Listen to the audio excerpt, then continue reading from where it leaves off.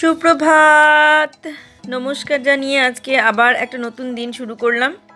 নতুন দিনে নতুন সকালে আবার একটা সুন্দর নতুন ব্লগ নিয়ে চলে আসলাম তোমাদের সামনে। আমার ঘরে বাইরে লাইফস্টাইলে তোমাদের সবাইকে স্বাগত জানাচ্ছি। তোমরা এসো, দেখো সারাদিন আমি কি করছি। আশা করছি তোমরা নিশ্চয়ই ভীষণ ভালো আছো, আর আমিও বেশ ভালো আছি। ভালো আছি কথাটা বলতে ভীষণ ভালো লাগে, কিন্তু যখন সেই ভালোটা না থাকা হয় তখন আবার ভীষণ কষ্ট হয়। তো দেখো আমি আবার সকালে বাইরে বেরিয়েছি, কারণ অনেকটা সকালে উঠেছি। অনেকটা সকালে উঠে বাইরে এসে ভিডিও করলাম। তারপরে ফুল গাছ টাছ ফুল হয়েছে কতগুলো, সে সমস্ত ফুলগুলো তোমাদের সঙ্গে শেয়ার করলাম। তারপর ঘরে গিয়ে আবার ঘরের ঘরে যা যা আমি যেটুকু যা করেছি আর যেটুকু যা টগরি করবে সেগুলো সব তোমাদের সঙ্গে শেয়ার করব। আর কতটুকু কি শেয়ার করতে পারবো সেটা আমি সঠিক জানি না, কারণ শরীর যতটা দিতে পারবে আমি ততটাই পারবো।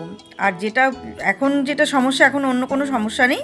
এখন যেটা সমস্যা সেটা একটু হাঁপিয়ে যাচ্ছি, এটা এমন কোনো সমস্যা না, এটা আস্তে আস্তে ঠিক হয়ে যাবে।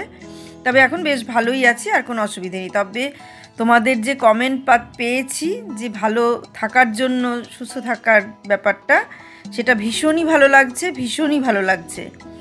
যে এরকমভাবে সবাই আমাকে বলছো, এটা খুব ভালো লাগছে।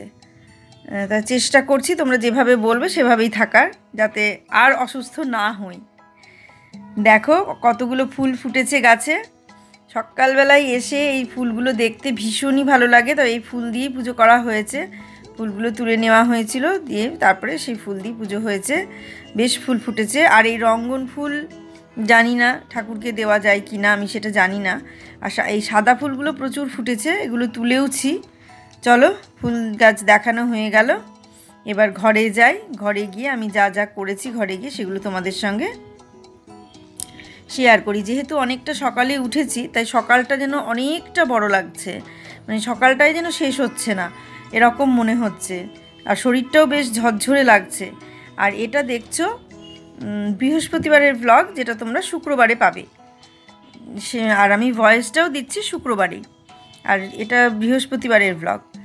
কিন্তু এই গোবিন্দ জবা গাছটাকে আর বাঁচাতে পারলাম না, এটাই একটু কষ্টের, খুব কষ্ট হচ্ছে গোবিন্দ জবা গাছটার জন্যে। চলো এবার ঘরে যাই।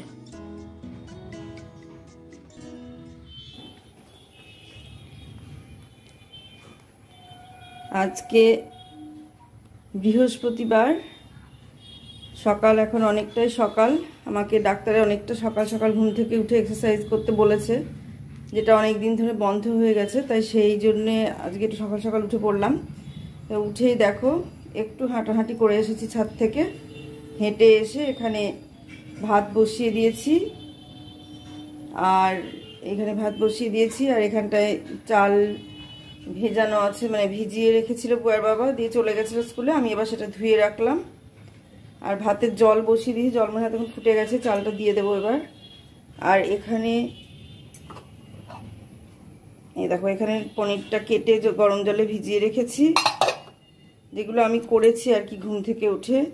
আর এই যে চা, অনেক দিন পর সকালে তোমাদের সকালবেলার চা তোমাদের সঙ্গে শেয়ার করছি। বিছানা টিছানা এখনো গোছানো হয়নি, সেগুলো সমস্ত গোছাবো। আর এখানে এই যে ভাতের জল ফুটে গেছে, চালটা দিয়ে তারপর চাটা খেতে যাব। এখনো ফুটেনি, আর একটু ফুটবে, চাটা নিয়ে যায়। আর বিছানা এখনো গোছানো হয়নি, চাটা খেয়ে তারপরে আবার তোমাদের সামনে আসছি। দেখো, আর এদিকে মা চলে গেছে, ঘর ফাঁকা হয়ে গেছে। মা একদম সব গুছিয়ে রেখেই গেছে, বিছানা টিছানা সব কিছু গুছিয়ে রেখে চলে গেছে। এই ঘরে শুয়েছিল মা। আবার সকালে দাঁড়াও আর একটু দেখিয়ে দিই। সমস্ত কিছু করে ঘর টর সব গুছিয়ে রেখে আমি তো অবাক হয়ে যাচ্ছি যে মা অনেক সকালে গেছে। আমি ঘুম থেকে ওঠার আগেই মা ঘুম থেকে উঠেছে। উঠে দেখো সব গুছিয়েছে, এই জায়গাগুলো সব পরিষ্কার করে ঠিকঠাক করে গুছিয়ে রেখে, এই দেখো সমস্ত কিছু ঠিকঠাক করে গুছিয়ে রেখে, ঠাকুর ঘরে যত বাসন ছিল আমি বললাম ধুতে হবে না, আমরাই ধুবো। এই দেখো ঠাকুর ঘরে সব বাসন সব ধুয়েছে মা, এগুলো সমস্ত এগুলো ধুয়েছে মা।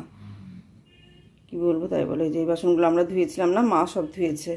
আবার এই দেখো সব কিছু করে গোপালকে একটু ভোগ টোগ দিয়ে মা চলে গেছে।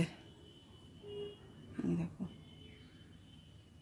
আজকে আমাদের গুরুদেবের জন্মদিন। লোকনাথ বাবা বলছি, আমাদের গুরুদেব অনুকূল ঠাকুরের জন্মদিন আজকে, তাল নবমী, অষ্টমী, রাধা অষ্টমীর পরের যে নবমী সেটাই অনুকূল ঠাকুরের জন্মদিন। তো ওই দিনেই একটা মালা টালা পরাবো, দেখি কত দূর কী করতে পারি। বুবাই যদি এনে দেয় তবেই হবে, না যে তার হবে না। দেখো তাহলে আমি, চলো এবার চাটা খেয়ে নিই। এখনও বিছানা টিছানা কিছু গোছায়নি, কিন্তু চা খেয়ে তারপরে সব বিছানা গুছাবো। তাই ভাবছি যে মা থাকলে কত সুবিধা, ঘর টরগুলো একদম পরিষ্কার গোছানো হয়ে গেছে। এই দেখো কথা বলতে বলতে এদিকে জলটাও ফুটে গেছে, আমি চালটা একবারে দিয়েই যাই।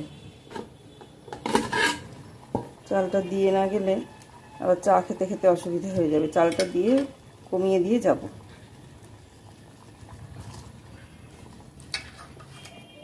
জলটা কমিয়ে দিয়ে যাব। আমি এবার টকবক করে জল না ফুটলে চাল দিই না, ছোটোর থেকে যেটা দেখেছি আর কি। ও আসার আগে মোটামুটি আমার অনেকটাই এগুলো হয়ে যায়, কিন্তু এই শরীরটা খারাপ হয়ে বেশ কিছুদিন ধরে আমি সকালে ঘুম থেকে উঠতে পারছিলাম না।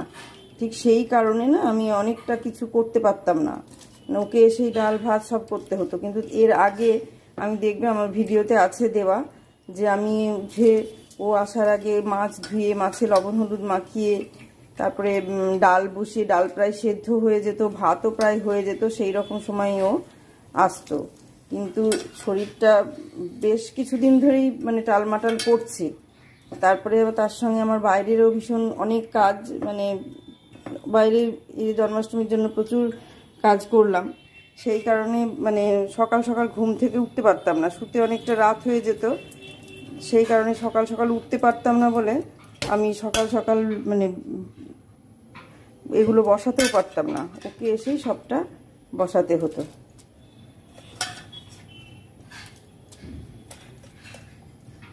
চলো তাহলে চাটা খেয়ে নিই। সুপ্রভাত জানিয়ে দিনটা শুরু করলাম। আজকে অনেক দিন পর তোমাদের সামনে সকালকার চাটা নিয়ে আসলাম। এই যে এখনো বিছানা গোছানো হয়নি, এগুলো পড়ে আছে। বুবাইয়ের বাবা স্কুলে চলে গেছে, বুবাইরা এখনো ঘুমাচ্ছে। মা চলে গেল বোনদের বাড়িতে, আবার বোনরা দিল্লি যাবে, সেই জন্য বোনদের বাড়িতে চলে গেল। ওরা আসলে মা একবারে তারপরে কাশিমবাজারে যাবে। তা তোমরা দেখছো আমি এখন মোটামুটি সুস্থ আছি, ডাক্তার দেখিয়েছি, ওষুধ খেয়েছি। আর যেটা নিয়মে থাকতে বলেছিল, হাঁটাহাঁটি করা, এক্সারসাইজ করা, এগুলো সকালে উঠেই করতে হবে।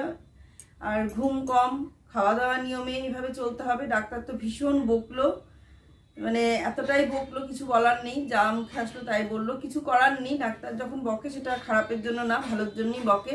কিন্তু আমার অনিয়মেই হয়েছে, আমি মানে খাওয়া দাওয়ার অনিয়মটা কিছুদিন ধরে করতে শুরু করেছি, আর ঠিক এই মাসখানেকের মধ্যেই আমার এটা হয়ে গেছে, আমি বুঝতে পারছি।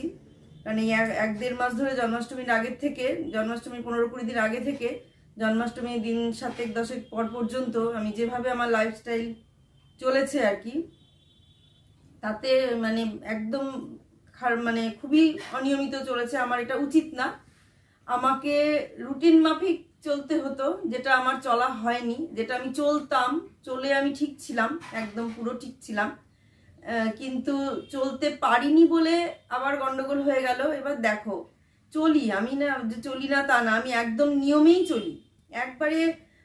মানে প্রথম থেকে শুরু করে, মানে যখন থেকে আমার এটা শুরু হয়েছে, আমার 24 বছর যখন বয়স, তখন থেকে আমার প্রেশার, কোলেস্টেরল এগুলো ধরা পড়েছে। সুগারটা ছিল না, সুগারটা আমার হয়তো 2 বছর মতন হলো ধরা পড়েছে, বছর 2 মতন হলো, হ্যাঁ সুগার ধরা পড়েছে। তার আগে আমার সুগার ছিল না, 2 বছরও না, এই মানে বছর খানেক কি 1.5 বছর মতন হলো সুগার ধরা পড়েছে।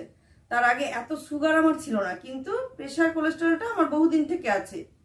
তো সেটাই আর কি ঘটনা, যে যেহেতু প্রেশার কোলেস্টেরল আমার বহুদিন থেকে আছে, তাই আমার হাঁটাহাঁটি, খাওয়া দাওয়া নিয়ম এগুলো চলতেই থাকে। আর একটা মানুষ 24 বছর বয়স থেকে যখন এইভাবে খাওয়া দাওয়া কন্ট্রোল করে চলে, একটা কোলেস্টেরল থাকা মানে কি পরিমাণ খাওয়া কন্ট্রোল করতে হয় সেটা নিশ্চয়ই তোমরা জানো। সেই খাওয়া আমি বাড়িতে যাই রান্না করি না কেন, সেই সমস্ত খাবার আমি খাই না। এবার আমি ঠিক রুটিন মাফিকই চলি আর সেইভাবেই খাওয়া দাওয়া করি। এবার চলতে চলতে হয়তো কখনো গন্ডগোলটা হয়ে যায়, যেরকম ধরো মাঝখানে মানে, আর আমার একটা কি, একবার যদি মিষ্টিটা খায়, একবার যদি মিষ্টি খায়, মিষ্টিতে যে শুধু সুগার হয় তা না, কোলেস্টেরলও হয়। সেই কারণে মিষ্টিটা বহুদিন থেকে বন্ধ। আর যেটা আমি খেতে ভীষণ ভালোবাসি, মিষ্টির দোকানের পাশ দিয়ে যদি আমি যাই তাহলেও আমার মানে মনে হয় যে বোধহয় মিষ্টিটা খাওয়া হলো না, অনেকটা বড় কিছু মিস করলাম এরকম মনে হয়। তা এত কষ্ট সহ্য করেও আমি সেই মিষ্টি খাওয়া ত্যাগ করে, যে মানুষ এত হারে মিষ্টি খেতাম, তোমরা ধারণা করতে পারবে না যে আমি কি হারে মিষ্টি খেতাম। মানে এক এক দিনে 100 পিস 150 পিস মিষ্টি নিয়ে এসে ফ্রিজে রেখে দিত, যে লোক আসলে দেবে, কারণ আমাদের তো বাড়ি থেকে আবার যেতে হতো মিষ্টি আনতে একটু শ্বশুরবাড়িতে। সেরকম যখন ফ্রিজটা হলো, যখন ফ্রিজ হলো, ফ্রিজ হওয়ার আগের কথা বলছি না, যখন ফ্রিজটা হলো সেই সময় ওরকম মিষ্টি এনে রেখে দিত, আমি লুকিয়ে লুকিয়ে মিষ্টি খেয়ে নিতাম। তারপরে ওখানে শ্বশুরবাড়িতে গিয়ে মানে মিষ্টি খাওয়ার কোনো খামতি ছিল না, খেতাম। সেই মানুষ মানে লোভ ছিল বলেই খেতাম, কিন্তু সেই মানুষ 24 বছর বয়স থেকে এইভাবে কন্ট্রোলে চলছে। হ্যাঁ আমি জানি আমাকে বেঁচে থাকতে গেলে, সুস্থ থাকতে গেলে আমাকে এভাবেই খাওয়া দাওয়া করতে হবে, কিন্তু কি বলতো, সবসময় সেটা আমি পেরে উঠি না, কখনো কখনো আউট অফ কন্ট্রোল হয়ে যায়, লোভ সামলাতে না পেরে আমি মিষ্টি খেয়ে নিই। এবার আমার যেটা সমস্যা, যে মিষ্টিটা খেলে, যেটা অনেকে পারে যে একটুখানি খেলো বা আধখানা খেলো বা একটা খেলো, খেয়ে থেমে গেল, কিন্তু আমার যেটা হয়, আজকে যদি একটা খাই তো কালকে মনে হবে আবার 2টো খাই, পরশুদিন মনে হবে আবার 3টে খাই, হয়তো এটা নেশার মতো। এরকম খেতে খেতে প্রায় তখন আবার খাওয়াটা বেশি হয়ে যায়। তারপরে যখন আবার শরীরটা এরকম গন্ডগোল হয়, একটু টালমাটাল হয়, তখন আবার খাওয়াটা কন্ট্রোল করে দিই, আবার দেখি ঠিক হয়ে যায়। তা এবার যেটা হয়েছে, সেই কন্ট্রোলটা আর হয়নি। এবার মানে কন্ট্রোলটা আমি আর করতে পারিনি, তার কারণ ওই বললাম যে বাইরে বেরিয়েছি, ঘুরেছি, বেরিয়েছি, এসে আবার আমার জন্য আলাদা করে কিছু করব, ওই যা ছিল তাই খেয়ে নিয়েছি। তারপর ভাতটা খেয়েছি, এবার আমি মাঝে মাঝেই ভাতটা খেয়েছি। তা এটা যেহেতু আমার খাওয়াটা উচিত না, আমি এর আগে মাঝখানে মধ্যে দেখালাম আমি সবজি সিদ্ধ খাচ্ছি, এ খাচ্ছি, সে খাচ্ছি, এগুলো দেখালাম, সেগুলো নিয়মই ছিলাম, একদম ফিট। কিন্তু যেই আবার নিয়মের বাইরে গেছি, আবার এটা শুরু হয়েছে, আবার নিয়মে চলতে হবে। তবে এবার আর নিয়মটা বাদ দেওয়া যাবে না, কারণ তখন বয়সটা কম ছিল, যেভাবেই হোক তাড়াতাড়ি ঠিক হয়েছে, কিন্তু এখন বয়সটা বাড়ছে, এটা আমাকে খেয়াল রাখতে হবে। বয়স যেহেতু বাড়ছে, তাই আমাকে এভাবেই চলতে হবে।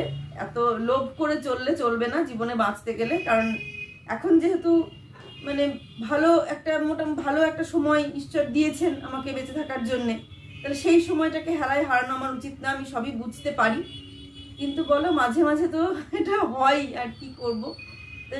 আমি এবার থেকে মানে চেষ্টা করছি যে নিয়মিত চলার, আর মানে মাঝে মাঝে যে লোভ করা সেটা আর করবো না। যতই জীবনে লোভ থাক, বেঁচে থাকতে গেলে লোভটাকে ত্যাগ করব, খাওয়ার লোভটাকে ত্যাগ করব, জীবনে মানে লাইফস্টাইলটাকে চেঞ্জ করব। তারপরে সকালে হাঁটা চলাটা আবার শুরু করব, যেটা বন্ধ করে দিয়েছিলাম সেটা শুরু করব। এক সময় হাঁটতাম, এটা বলে আমার লাভ নেই, এটা আমার একটা গল্প, এটা গল্প দিয়ে লাভ নেই, কারণ গল্প করে তো আর জীবনে আমি এখন ঠিকঠাক থাকতে পারবো না। তাই লাইফস্টাইলটাকে চেঞ্জ করার জন্য, ঠিক করার জন্য, ঠিক রাখার জন্যে আমি আবার হাঁটা চলাগুলো শুরু করব। দেখতে থাকো কি কি করলাম, সেটা দেখলে আবার শুরু করে দেবো। সকালে উঠে যেটুকু আমার যা ডিউটি সেটুকু করা, তারপর টাউরি এসে যা করে করবে। চলো চাটা খেয়ে নিই, আর দেরি করবো না, চা ঠান্ডা হয়ে যাবে। দেখতে থাকো।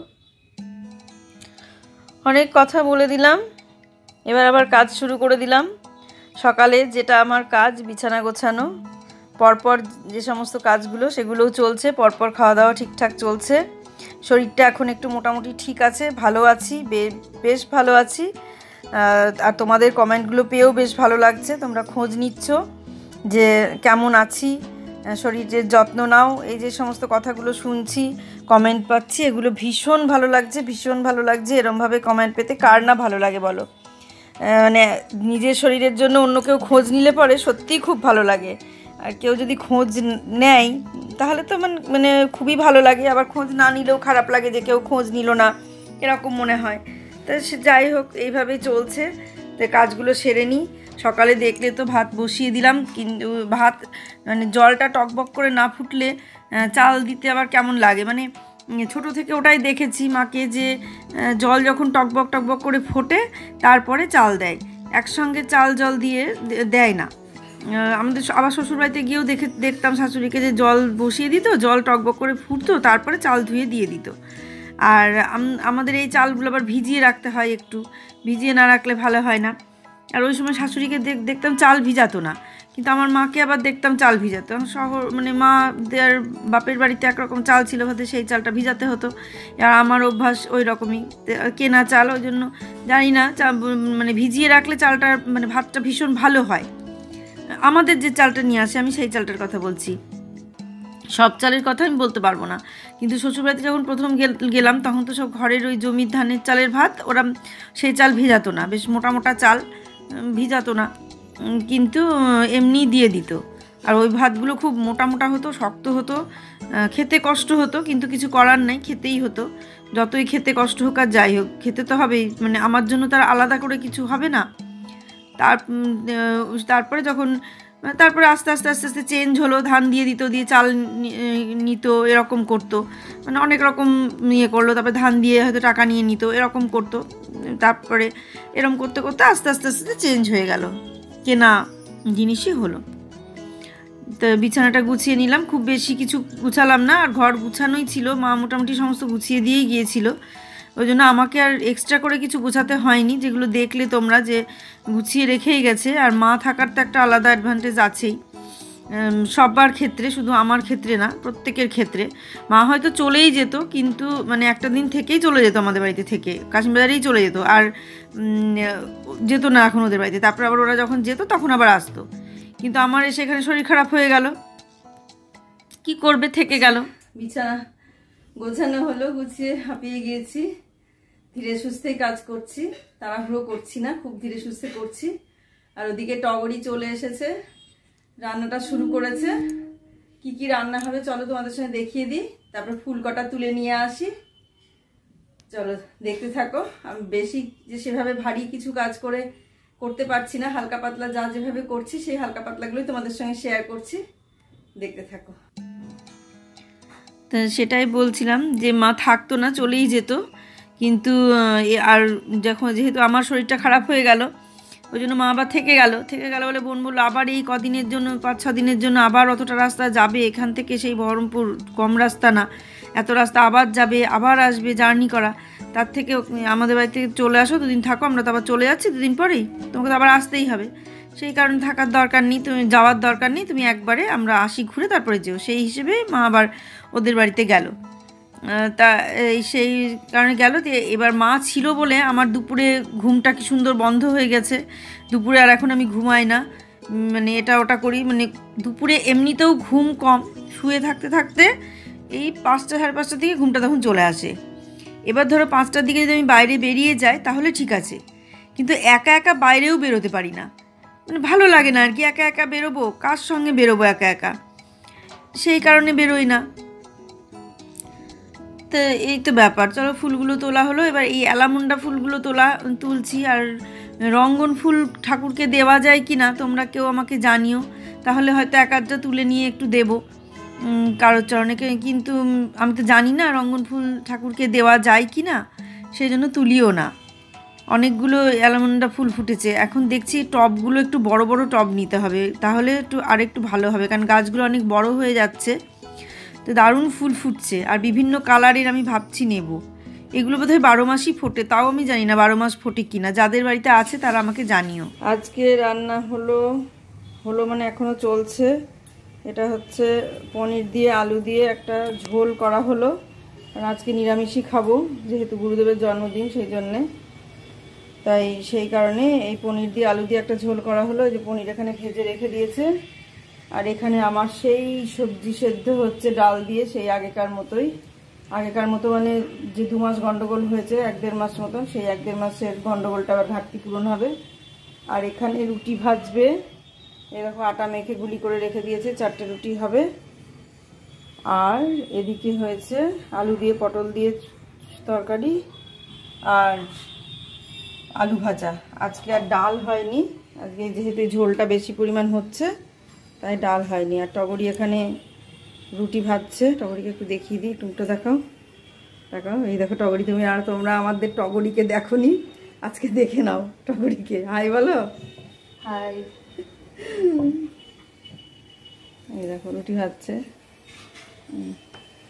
তাহলে দেখতে থাকো। এই যে রুটি বেলা হয়ে গেল, 4টে রুটি হলো, রুটিটা বেলা হয়ে গেল, আর এদিকে পনিরের এটাও রান্না প্রায় হয়ে গেল। এখন শুধু পনিরগুলো দেবে, ঝোল ফুটে গেল, আর রুটিটা ভাজবে, তাহলে রান্না হয়ে যাবে।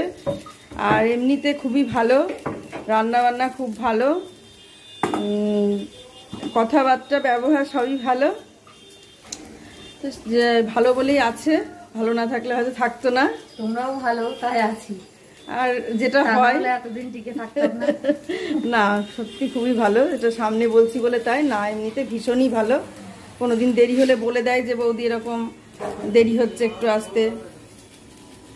সবাই দুই তরফেই ভালো বলেই মানে চলে, সেটাই। হ্যাঁ, আর একটু মানিয়ে গুছিয়ে নিতে হয়। মাঝে মাঝে আমি রেগে যাই, যখন হট করে ছুটি নিয়ে নেয় তখন আমি একটু রেগে যাই। একটু রেগে গেলে আবার পরে হয়তো সেই মুহূর্তটা আমি একটু রাগ দেখাই, তারপর আবার ঠিক হয়ে যায়। কিন্তু ও কিছু বলে না, ও চুপচাপই থেকে যায়, আবার ঠিক হয়ে যায়। এইভাবেই চলছে, আর এটা চলবে। ছুটি নেবেও, কিছু করার নেই, সবারই শরীর বলে বস্তু আছে। ঠিক আছে, দেখতে থাকো। অনেক কথা বললাম, আর ওকে কোনোদিন দেখাইনি, আজকে দেখালাম। আজকের মতো আমি এখানেই শেষ করে দেব। আবার একটু ঠাকুরটা দেখিয়ে নিলাম তোমাদের। সব পুজো টুজো হয়ে গেছে, মালা পরিয়ে দিয়েছি গুরুদেবকে, দেখিয়ে দিলাম তোমাদের। মালাটা পরিয়ে দিয়েছে, দেখো পুজোও হয়ে গেছে, মালাও পরিয়ে দিয়েছে। ব্লগটা আজকে এখানেই শেষ করে দেব। তোমরা সবাই ভালো থেকো, সুস্থ থেকো, সাবধানে থেকো। আর যদি ভালো লাগে লাইক কমেন্ট শেয়ার করো, সবাইকে বলো যে যেন আমার ব্লগটা দেখে, একটু শেয়ার করো। তোমরা সবাই সাবস্ক্রাইব করো। সবাই ভালো থেকো, সুস্থ থেকো, সাবধানে থেকো। সামনের দিন একটা সুন্দর নতুন ব্লগ দেখার অপেক্ষায় থেকো। আজ আসছি।